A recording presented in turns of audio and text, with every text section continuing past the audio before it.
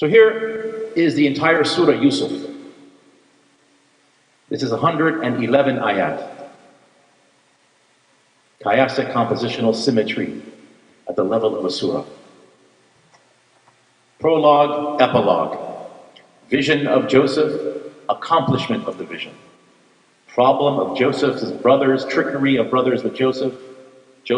Problems of Joseph with brothers, trickery of Joseph. Relative promotion of Joseph, definitive promotion of Joseph. Attempted seduction of Joseph. Denouncement of the seduction of the woman. Joseph in prison, interpreter of two visions. Joseph in prison interprets the vision of the king. And then you have this center. And the center of Surah Yusuf alayhi salam, itself is circular. Again, you have concentricity within concentricity, symmetry within symmetry. If you're not writing this down, and you're not playing with things over hundreds of pages of rough drafts, there's no way you can do this unless you have a 400 IQ. Right in the middle, oh my fellow prisoners,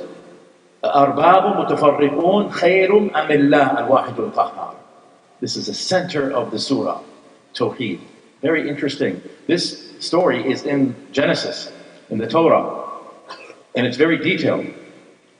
But there's something missing. There's one thing missing from Genesis, is the center in the Quran.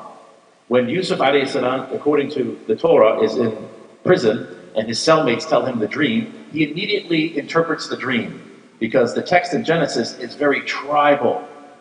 We are Bani Israel. Right? But the Quran's message is more universal. It's calling people to Allah subhanahu wa ta'ala.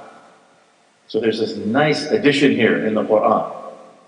Very interesting that Tawheed, that Yusuf alayhi salam, before he interprets the dreams of his cellmates, he makes da'wah to them. Because he's a prophet of Allah subhanahu wa ta'ala. And this deen is for humanity.